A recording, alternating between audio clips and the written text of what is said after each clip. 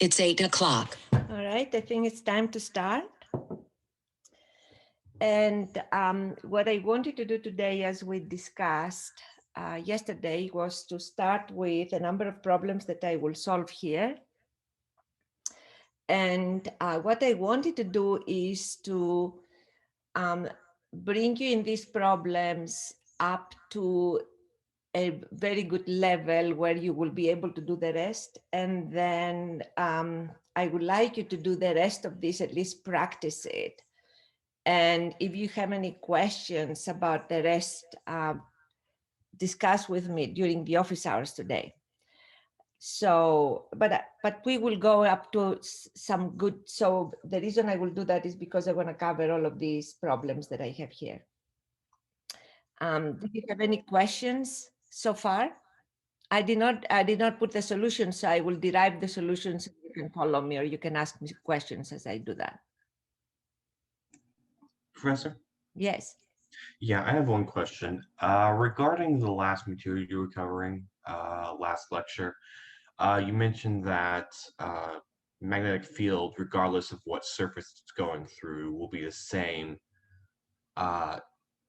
Could you talk about that a little bit? I don't believe I said that, but tell me a little more what I said, in what context. So you were going through a perpendicular circular surface from a bent.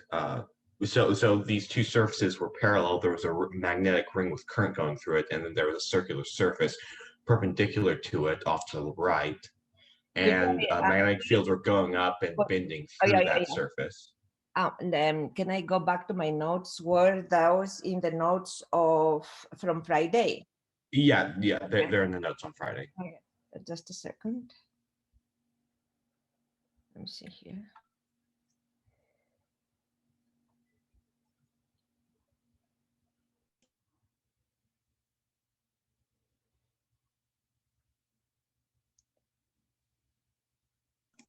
Yeah, keep scrolling up. I think it was it was kind of at the beginning of the lecture, so it wasn't any example problem. It was like that? But yeah, that one. Yeah, there is no other. This is only one medium here. There are no multiple media. We have not done this yet in magnetostatics. There is one medium, and I was talking about the surfaces. And what I mentioned was like, if you remember we said that each one of these magnetic lines shows a trajectory. That's what we were saying yesterday in the problem solving in the office hours, that there is a trajectory, and if you wear a material that can be activated under this, or like if you are not anymore, we don't have charges here, but this shows this line, so a flux, it's a flux line that is created from this current I. And I said that then when we are to find the flux through an area, so it was in the context of the flux. When I am to find the flux in this area, then I take the dot product of the magnetic flux density that goes through this area with the area itself. And also what I said is that it does not matter what shape the area has if you have the same number of flux lines that goes through the area, then the total flux will be the same. Also I put the video up to go and see what I said during that point, at that point. But how you translate it to me, I don't think I said that, because it's not accurate, because you talked about different materials. Okay, I'll go ahead and just look at what you said. Why do you not look at that? And if you still have a question, let me know. Email me. Okay, thank you. You're welcome. Any other questions about that material?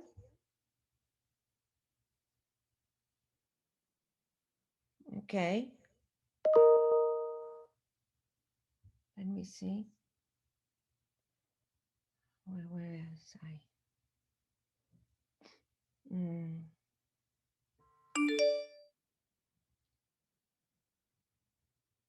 Okay. There was not that. There. All right. What I would like to do is to give you the problem and have you think for a moment, and then we'll draft it. It says here, we consider a loop that carries a current density as shown below. And the current density is here.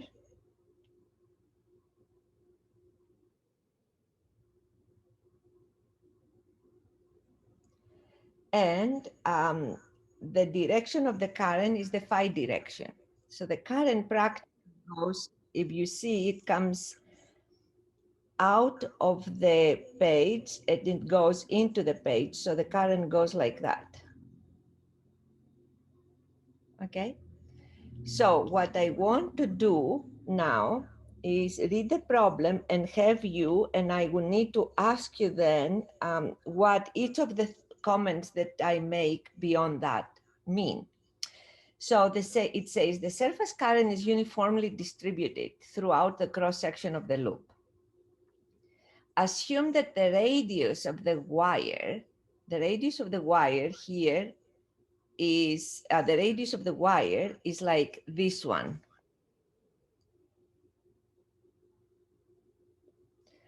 You assume that this and this one is 2A. Okay, this is the radius, so that is the diameter. So we assume that the radius of the wire is 100 times smaller than the radius of the loop. So what we assume is that D is less or equal to A divided by 100. Which means that D is much smaller than A. Okay. Then I want you to find the magnetic field at the center of the loop. And forget about the second. We have not talked about inductance, so I will not give you the second, of course, in the midterm. But in a problem like this, the next step is to find the inductance of the loop.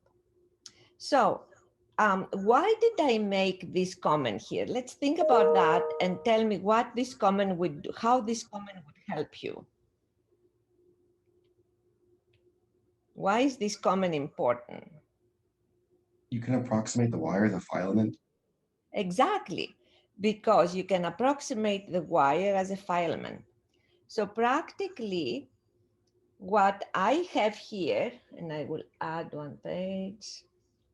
So that tells me that I can take this problem and make it like this. Sorry.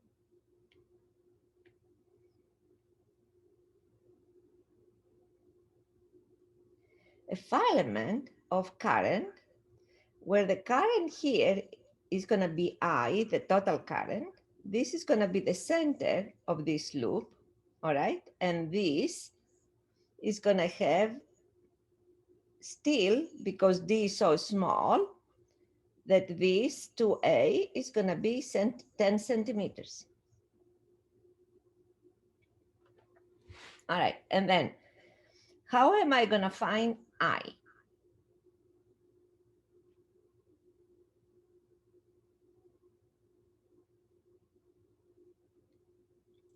How am I going to find? Since the current density is constant throughout the cross section of the wire, couldn't you just do J times the cross section area? Yes. So I is going to be J times the area, this area.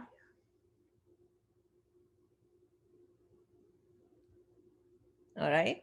which is going to be pi d squared. All right, so practically I will be equal to a sub phi, so it's along the phi direction, as you can see. And how much have I given d? Okay, I said 100 times smaller, so it's going to be times pi, and is 10 divided, so it's 0.1 millimeters squared.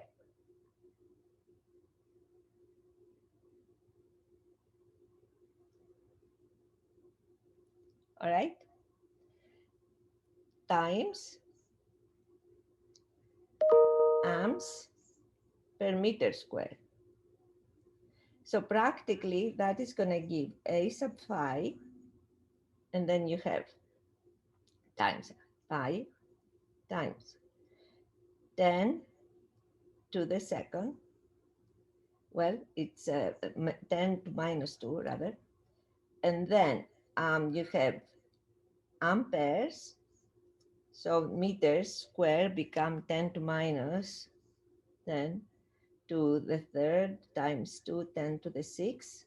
All right, because 1 meter has 1 meter. 10 to the third millimeters. All right, so that's what happens. Amps. And then that is going to give I equals a sub phi times pi times 10 to minus 8 amps. This is 3 point something, so it's going to be a sub phi times say 0.3 something, I think, nano amps. Okay, so that's what that gives you. Wait, I'm sorry, where did the millimeters come from? From 1 over meter squared.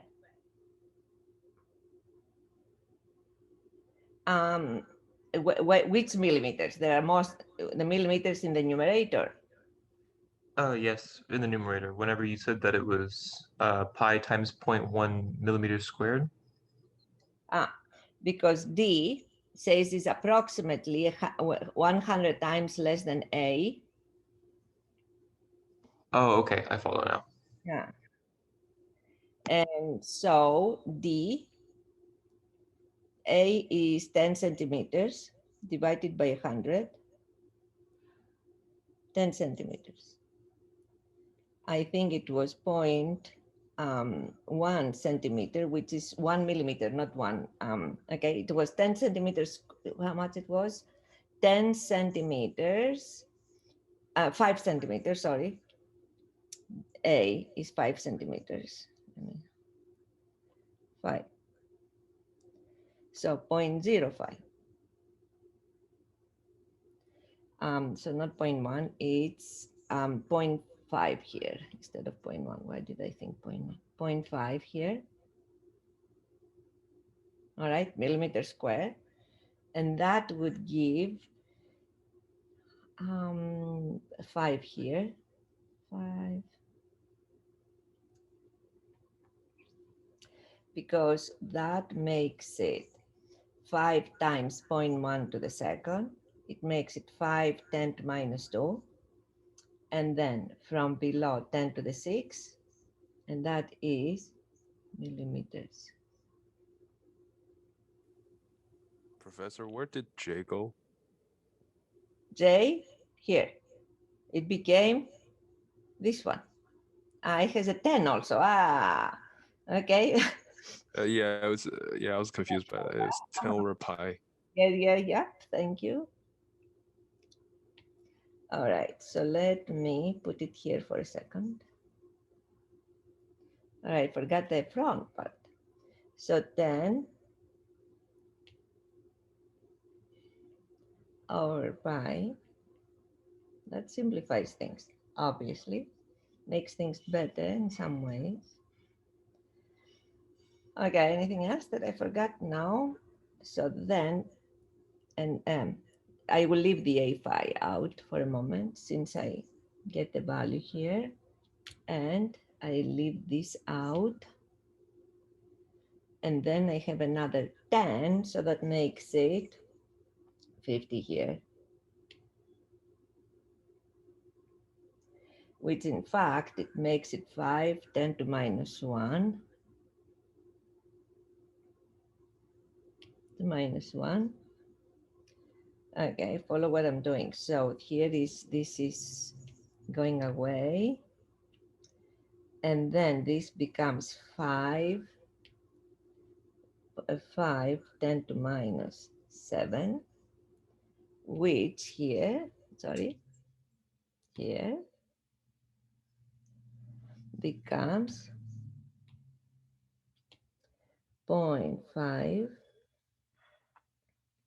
10 to, well, it is, in fact, it's better to write it 50, 10 to minus, or 0.5, 10 to minus 6, which that makes it micro. Isn't it 0.25 because it's 0.5 squared in the equation? Ah, yes. Thank you, thank you. Yeah. All right. Well, I'm trying to skip that stuff, and so let me do this here. So it's 10 times 0.025. Okay, there, and that's meter underneath it. Meter squared. Yet, and then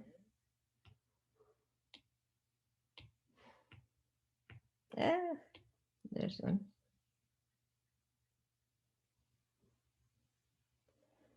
All right, it's 0.25, 0.25, and then we have a millimeter square over 10 to the 6 millimeter square. Okay, I hope probably now this is, then I did that. 0.5, 0.5. Why did I do 0 there? It should be 1. Okay. 2.5. And here,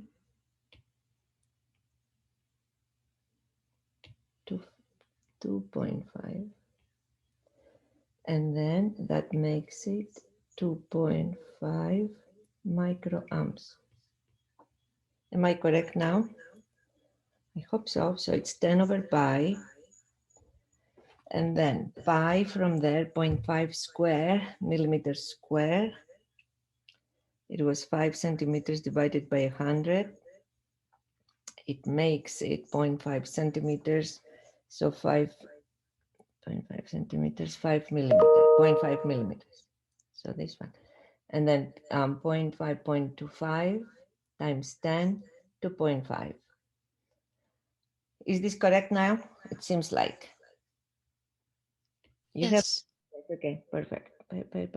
Pay attention, like I'm sometimes trying to do things fast and I make mistakes. 2.5 microamps, that's what we found. So now practically we have a problem that is already solved in the book and we have solved it ourselves. So this is a current, I, we know how much the current is, and then we want to find the magnetic field goes like in these lines. It goes like that here, as we have seen, and goes like this here. And it asks us to find the magnetic field at the center. And so, according to the book, here I got that, is, let me see. All right, the electric field the electric field, I said the magnetic field in this case. 1 second.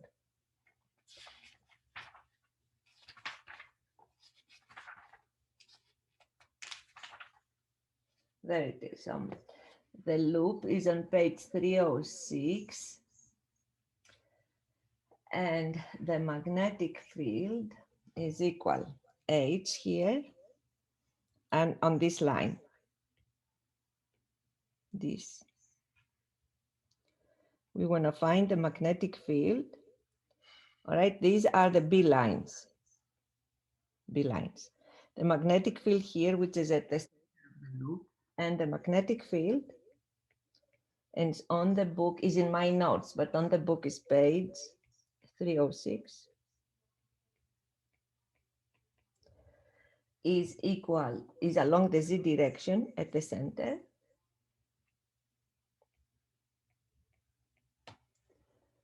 And is, let me see, the current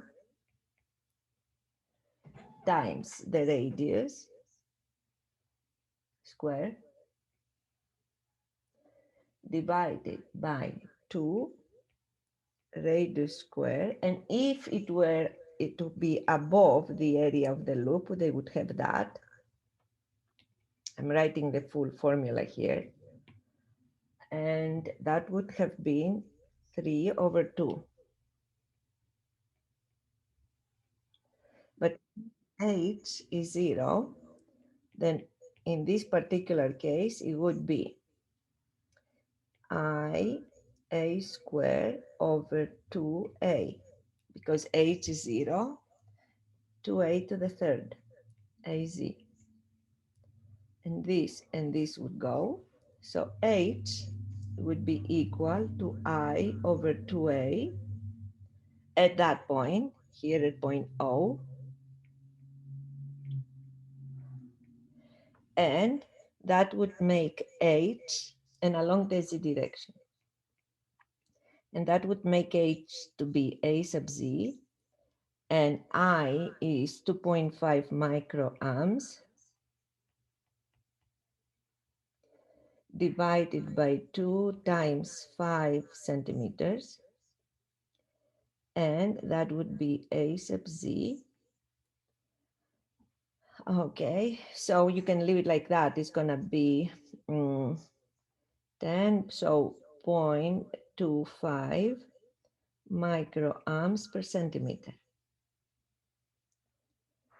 And B, if you wanted to find B,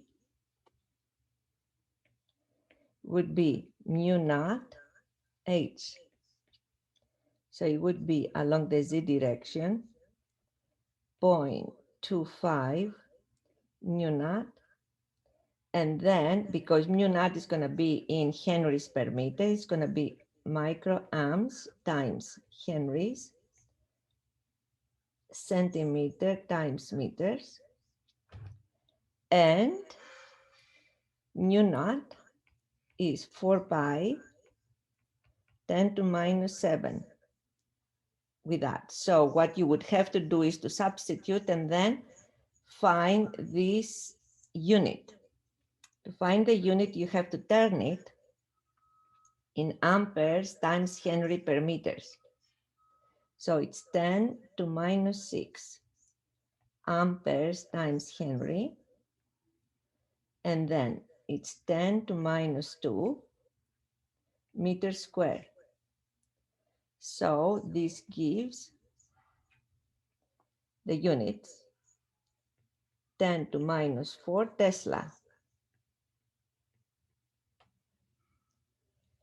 Okay, and then so B would be along A sub Z 4 pi times 0.25 times 10 to minus 7 times 10 to minus 4 Tesla. So that's how you would find either one of the two, H or B. Any questions about that? Professor? Hello. Oh, You can go ahead, bro. okay, thanks. Just a quick question regarding the mu naught constant. If we're not told that the surface is in the air, can we assume that it's in the air? Yes, if you are not told anything, assume air, always. If there is anything other than air, then the problem is going to include that. Okay, thank you. All right. Any other questions about this? These are the kinds of problems you should expect in the meter. Okay, so if we were not told in a problem that, to assume that the radius of the wire is 100 times smaller than the radius of the loop, should we, when we're calculating the knit current, should we consider the radius of the Yes. of Then the the problem becomes different. If the radius of the wire is comparable, I mean comparable meaning it's not that small, you cannot ignore it, rather, then I made it very small. Even if it's less than 1/10, you can approximate it. But I made it very small here, so there is no doubt. But if you think that the radius, say for example, I could have told you that A is 5 centimeters and D is like 1 centimeter. If A is 5 and D is 1, you cannot ignore D. In that case, the problem becomes different because you will have then to get the field. So practically what you will do, if you were, I could give you this problem as a homework, but not in the meter. It would be a good homework problem where, for example, you consider each one of these densities as one filament and then integrate. So let me show you here, and then I will like here down at the page. If then D is 1 centimeter, and A is 5 centimeters, then you cannot ignore it. In this case, you assume from this wire, you assume that you take one of these filaments. All right, let's assume that this here is one filament.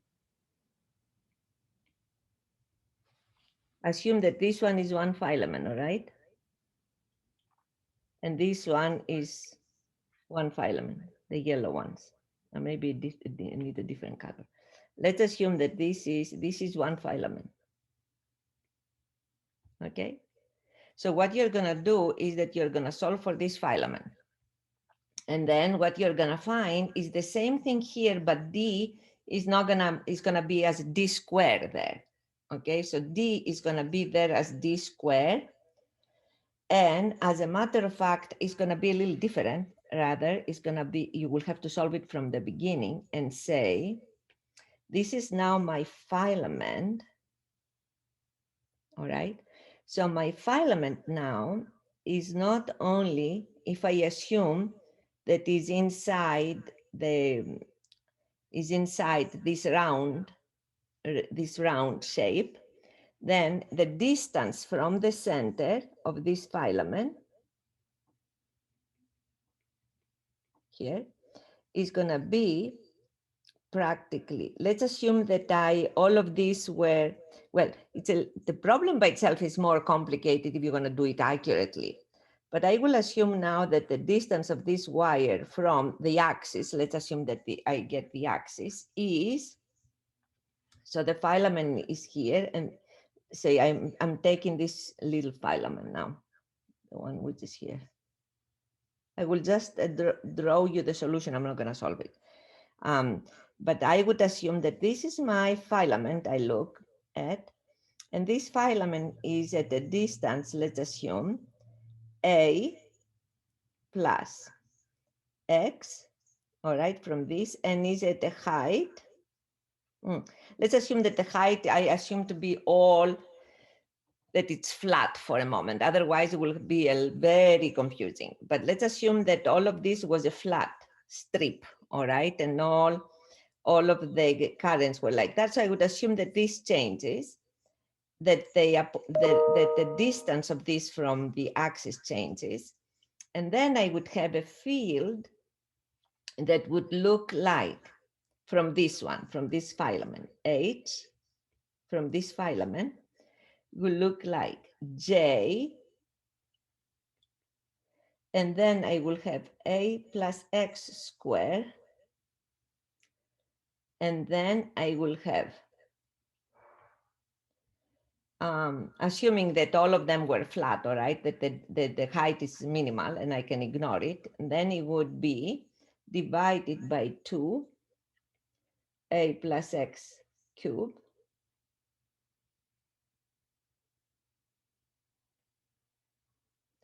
and that, and along the phi direction. And that would have given me J 2A plus X along the phi direction. So I have X. And then I will have to integrate over this area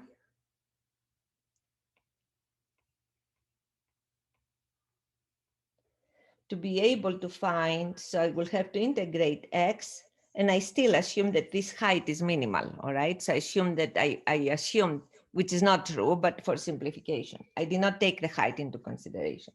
So then to find this H, the total from all of these filaments, you will have to integrate X from D minus, excuse me, A minus D to A plus D, J 2 over A plus X dx, something like that, all right? So practically what I do, so the idea is the following. If I have a computer, I can do it, or even mathematically, but it's going to take an effort. I will assume that I have one of these filaments. And if you want to be very, very accurate, you will assume that it's in one of these positions. So it does have a height and it does have an extra distance from A. And you will write the formula, and then you will have to integrate over the round area. You can do it, but it's very complex mathematically. All right. Thank you, Professor. So the assumption we have right now is that we are assuming it's flat instead of a circle. In this particular case, yes, because I did not include the, I assume that the height, I assume that H was like small, which is, you know, it's D, it's the height, I assumed is D over 2, and it was small. So practically what I assume is that instead of round, it was like flat thing. It's like a strip. Yes, it's like a strip. Right. To simplify it. I mean, you can do a lot of these things because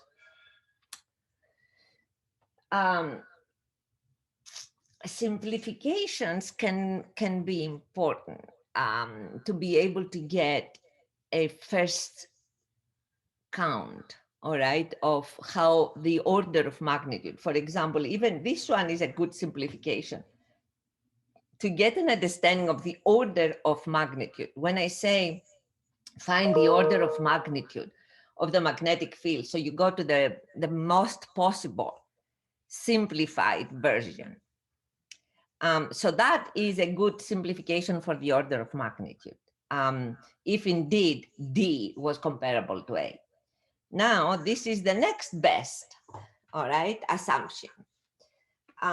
In terms of, I mean, the more accurate still simplification because we assumed it's a flat strip. And if, for example, these were to be totally round, but like exactly the way I show it here, like this, like a donut. If that were to be like a donut, then you really need to assume the height and the position for each of the filaments. All right. So into the equation, but the equation is not going to change because always you consider one filament, one. you write the equation for this one filament, all right? But then the position of the filament, both in terms of the height and the distance, will include, it is inside the cross section, so it's going to include an X and a Y if X is, and a Z if this is Z, will include an X and a Z component. So you will, when you have to integrate around this surface, you will have to consider that you integrate around all of these. And that may or may not be able to do in a closed form. So usually if you have a MATLAB, you can do the integral. But the fundamental expression for the integration is here, you have it. This is the fundamental expression for the filament. It's just that your H and A will vary since the filaments are in different positions on the cross section of this like donut looking loop. Did that make, does this conceptually make sense what I said? Yes, Professor. Thank you. All right, you're welcome. All right, any other questions about that before we move? All right, so now we have, yeah. So the first one that I gave you, the first one, this one, the way we did it up here, I could give it to you. Like it could be, I mean, the type of the problem, see what I did not ask you to derive anything. I gave you some specific assumptions and I asked you to solve it. So I don't want you to make integral derivations. I want you to know how to implement it. All right. Now, let me see, go here. Now we have a parallel plate capacitor.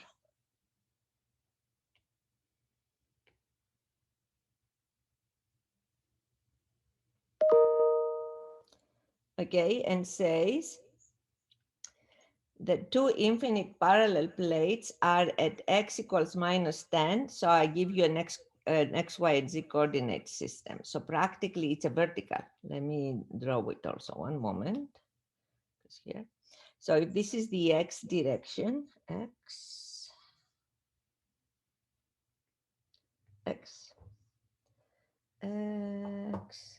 rather not. And the x, let me put x there. So it's gonna be x, y, and z, or I'm gonna make it x, y, and z. So y can be along this. If I do this like that, y is gonna be x, y, and z. Put the y here.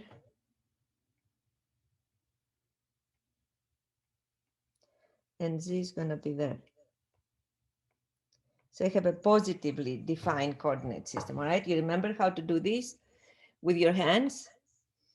The thumb goes along the direction of x, your pointer on your right hand goes along the direction of y, and the third finger goes along the direction of z. So x is like that, y is up, and z comes forward. Okay, and it says that you have two plates at x equals minus 10. So what I have here is this.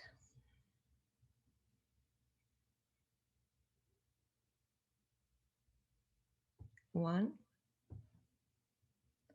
And that's x equals minus 10.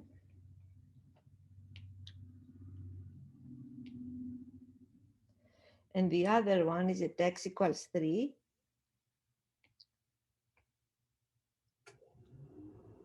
Somewhere say here. And it's going to be like this.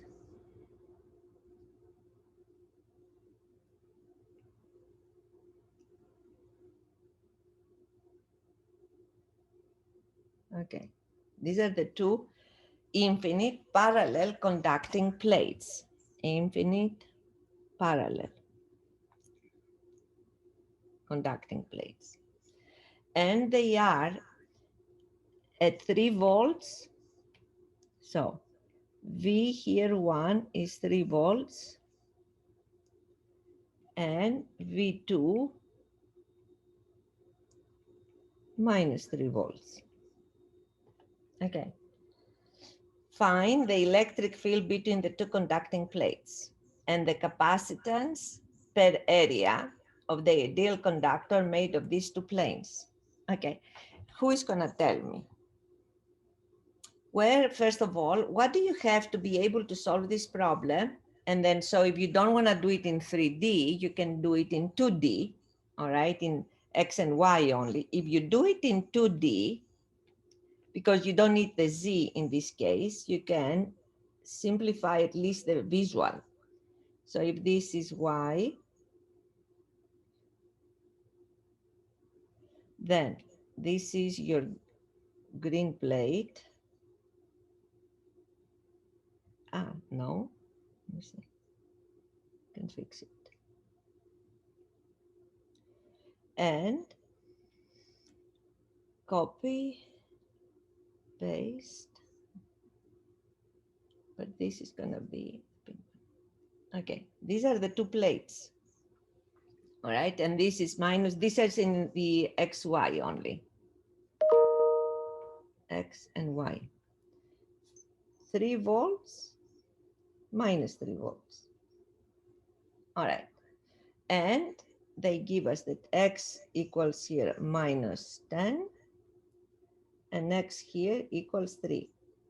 And obviously they don't give us a material, so what is the material there? Since they don't say anything about the material, is air. Air. Yeah. Air here and air there, everywhere. But these are infinite long. So this is here.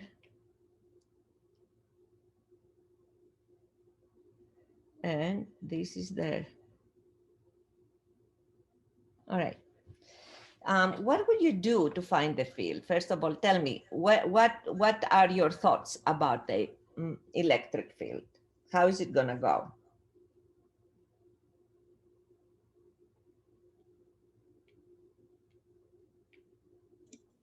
So because the plates are infinitely long, everything should be all the field lines should be perpendicular to the plates. Exactly. And because of that, we don't really need to use Gauss's law. We can just calculate the electric field directly. Which we do have. All right. So the field you told me, which is correctly there, it starts from the higher potential, all right? Remember that? The field goes from the higher potential to the lower. Do you agree with that, or is that not clear? Yes, that's correct. Remember, we put always the positive when we have a parallel plate capacitor.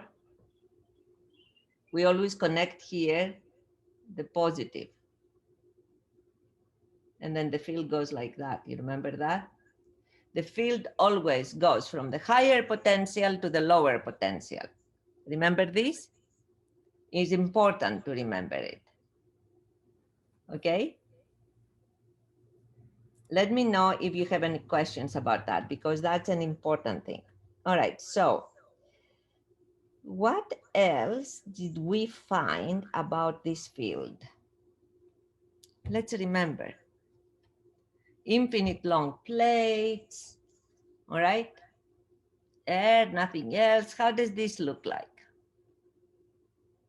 What do you think the value of the electric field will be?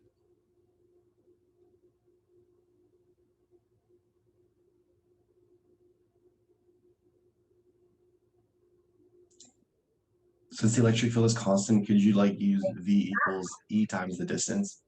The electric field is going to list one step at a time. The electric field is going to be along the x direction, positive x, and it's going to be constant. Do you agree with that? Yes. Good. And then what else do we know from the parallel plate capacitor, two parallel plates so that's what I'm going to tell you. How do you work, because that can be another exam, another meter. So you go to electrostatics, okay, you find the parallel plate capacitor. Let me see here, or in my notes, whatever you feel. I have now this one, so I don't go back and forth in my notes and I get you dizzy running back and forth. So I'm looking at the book, that's why. And I will tell you where in the book we have the parallel plates, and probably is, just a second, the parallel plates.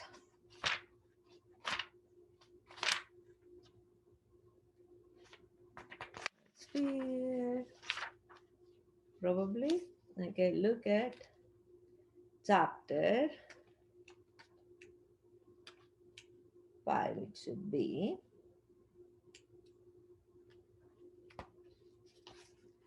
Let me tell you in a second.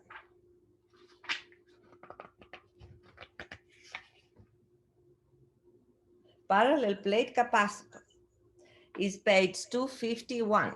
So from page 251, or if you don't want to go through your book, write all of this on a page, book. You find that in the parallel plate capacitor, there are two interesting things. First of all, E is constant, E naught, and this E naught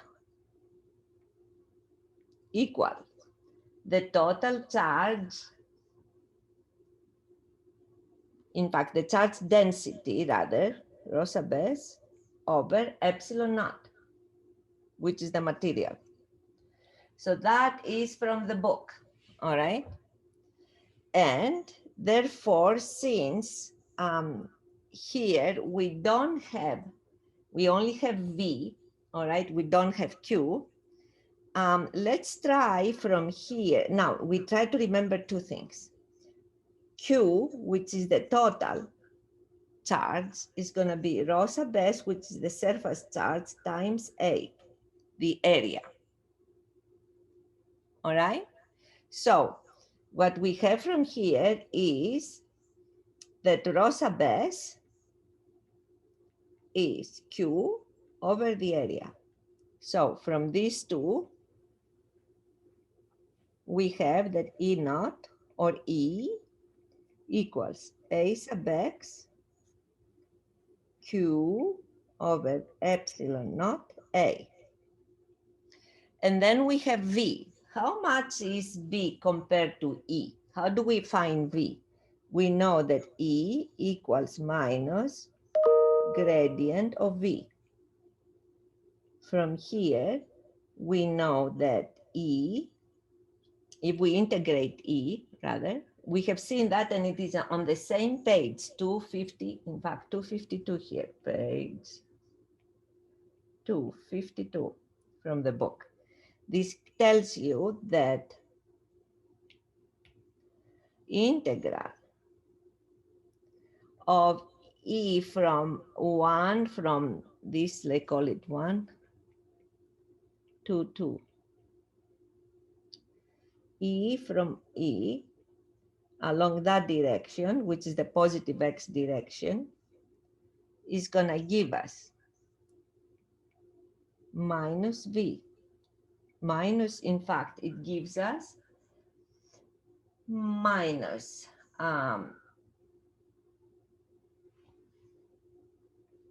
let me see here. Let me do this here so I remind you in the process. We integrate both sides, so it's here from 1 to 2, 1 to 2, gradient of V. And because it's from 1 to 2, it's only along the x direction. Any variation V, then practically what we have is integral of E dl will be from -1 to 2 dv dx dx. All right, write it a little better, this cleaner. Here dx, which in fact is gonna give you v minus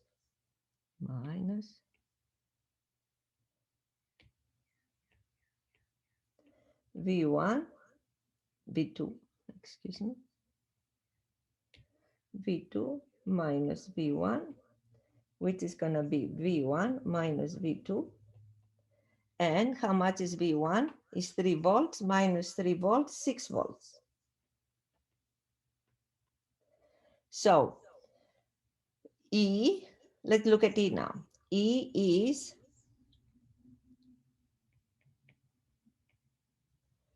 one to 2 Q over epsilon naught A, and AX, DL is along the AX direction, DL, this is 1. So practically we have that Q over epsilon naught A, and the distance between these two, all right, which is from 2 to 1, which is, let me see, from 2 to 1, that distance is a positive because it's from 3, we subtract 10, which makes it 13. All right. And in fact, it will say what is the units of that? Meters. Okay, so 13 meters. Remember the units here. And then that is equal to 6 volts, which means that Q now is over A, we do not know either one of these two, is equal to 6 divided by 13 epsilon naught, and then what we have here, volts per meter. We bring the units to. Okay, so what we found that one. Now, how about C? C equals Q over V. All right, so practically C is gonna be Q over V, which is 6. All right, and then since we divide that, that goes out, and then it has epsilon naught over 13 A, all right, and that is over, and because it asks for the capacitance, what does it say here? Find the capacitance per unit area. Capacitance per unit area means that it's C over A over area. That's what capacitance per unit area. So practically I will have to divide C both sides by A, and that gives me Q over V, 6.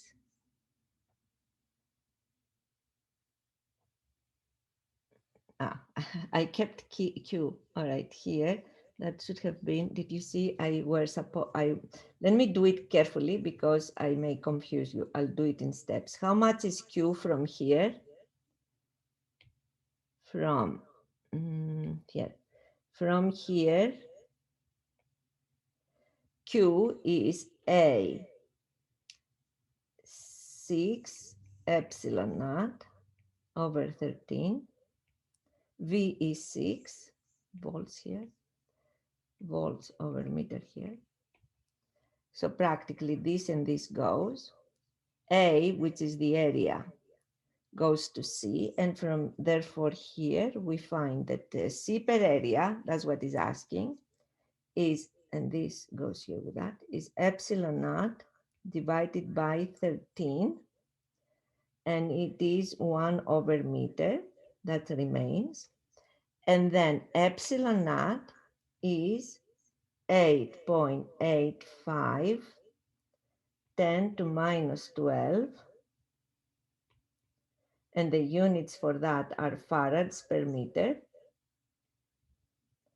and times 1 meter.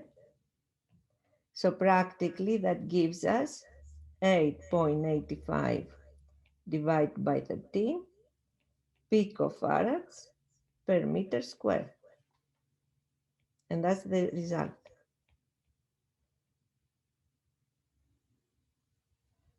See?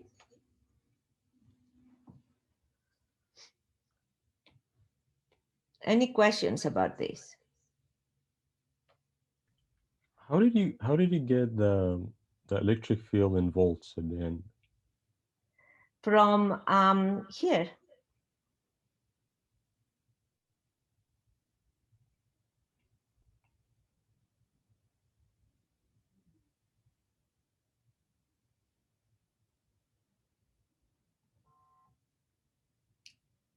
Rather,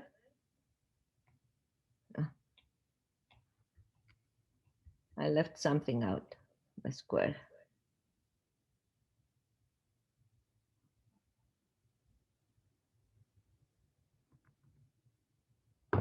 From there.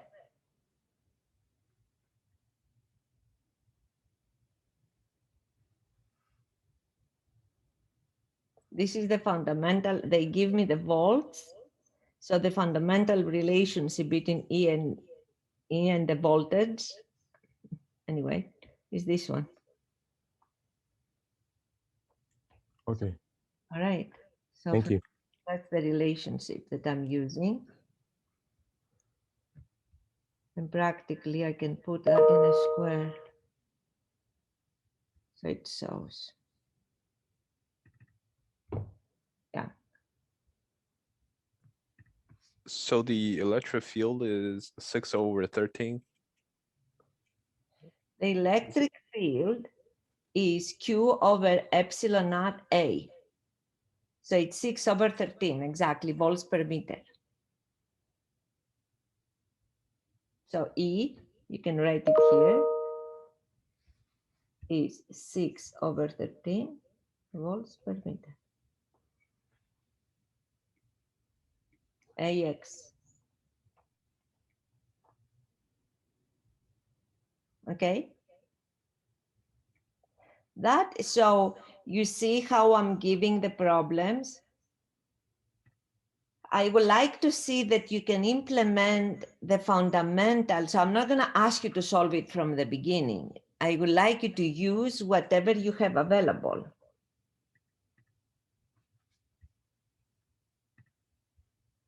All right. In the book, they have the relationship directly. So the book does the integration. But, you know, unless you know how to solve the problem, you cannot use the book. You will not even know where to look at if you don't know how to solve it. And this is a very simple problem. But the way I do it is I do it in a different orientation and I give you just the voltage and the distance. I'm not giving you anything else. So that's another problem that I could give you for the meter.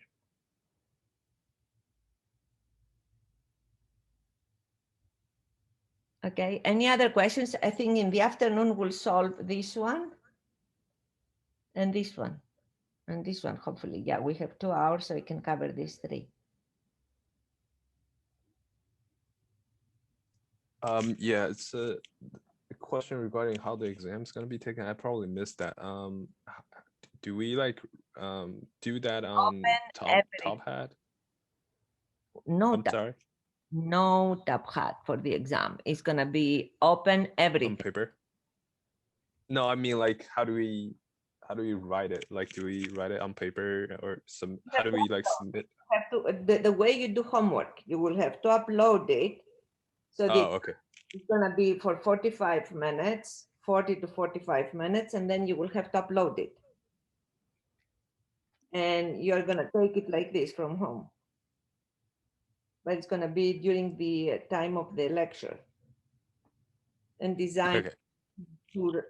to be appropriate for 45 minutes. So you will have another 5, maximum to 10 minutes to just make some. It's 9 o'clock. To take a picture and upload it, move it in a PDF and upload it, something that we can read, all right? Because sometimes they upload things that don't look anything. They don't, we have to come back to you and then ask you if it's not readable. Okay? Any questions on this? Excuse me, Professor? Yes. I have a question. So when you wrote C equals Q over B equals area over 6, so the 6, I don't know like where the 6 came from, area over 6. Look at this one. Go close and look at this. That's where the 6 comes from. Oh, right. The voltage difference between the two plates. 3 minus 3, 6 volts. The difference between, because one plate is a 3 volts, the other is a minus 3 volt, the voltage difference is 6 volts. Got it. Thank you. Okay. Any other questions?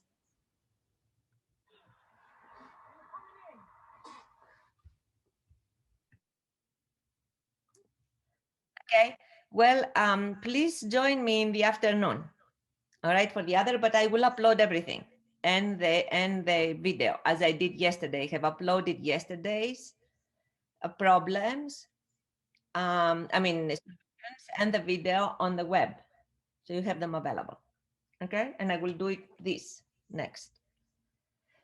All right, I will. Thank you so much, Professor. Sure. I'll see you later. Bye-bye. Have a good day. Bye.